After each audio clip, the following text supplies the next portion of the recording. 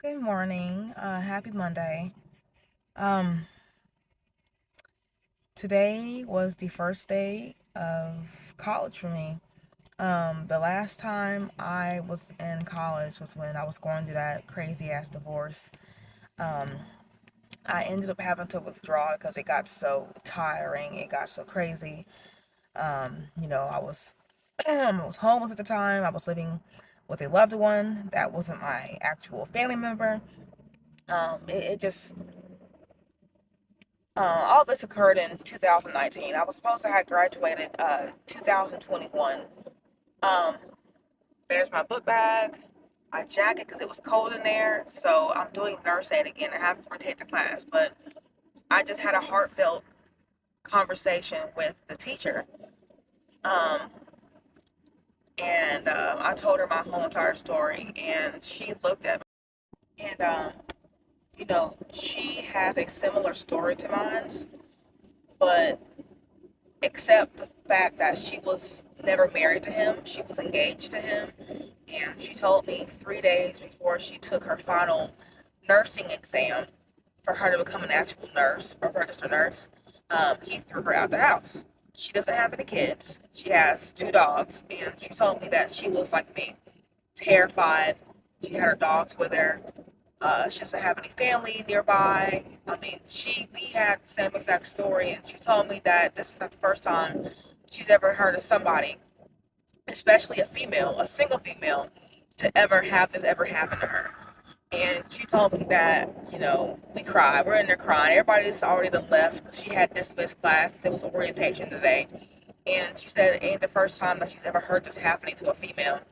And she told me that she's really happy and she's that she is fairly proud of me because I decided to keep my promise to my kids and decided to um, go back into school and face the same exact building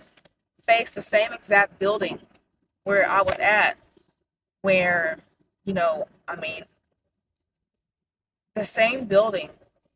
I was sitting in the same exact seat where I was sitting at in 2019. It was realistic. I mean, it is real. It's nothing's fake. This is true. I mean, I have pictures from 2019 of all this stuff. Um, I mean, I cried. I did cry because I mean, I'm finally back in school. I kept my promise to my kids. I said I was going back to school. Mama's gonna do this for y'all. And while she was talking, and I was just, I mean, y'all, I was taking a deep breath, and I was just like, I'm in my head, I didn't want to start crying in front of people, but I was just like, I'm finally back after almost 2.5 years, after almost 3 years, I'm sorry, being tormented by the family courts, having my kids taken from me, um, paying child support to somebody that's doing significantly well, making 60 grand to 100 grand a year. I mean, from just, I mean, I've been through a lot, y'all. I've been through a lot. And that teacher, she took her time after class and she called for resources for me. She said, I don't want you to have to withdraw again. She said, we're here to help, and she doesn't ever want me to have to withdraw again because we and her, we share the similar story. I showed her a picture of Eminem, and she even told me that she's hearing more and more that many men are taking kids away from the mom. She said years ago, Texas used to be a mama state.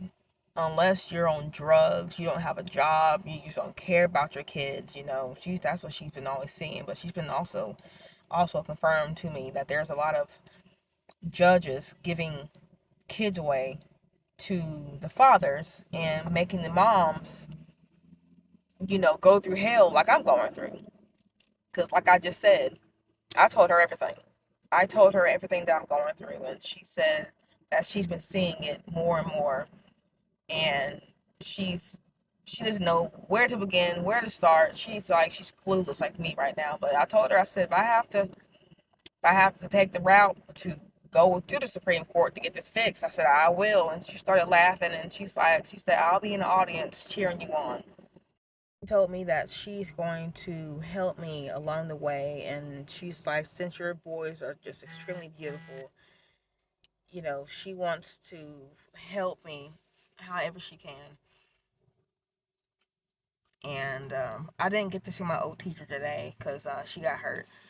Um, but I'm so ready to give her a hug because I'm telling you, when I was doing my practice stuff at the nursing home for Bonvie, which is the nursing home here in Port Arthur, um, I sat down in the waiting area across the room from the hair salon, and I told her I brought my papers where I got served at, and I brought them to her, and she looked at me, and I'll never forget. And she said, "We're gonna get you through this." And she's like, "You're gonna come back a lot stronger. You're gonna come back done." Well, I'm gonna show her that Ebony decided to get her shit together, and she's we're gonna do this, and I can't wait to give her a hug.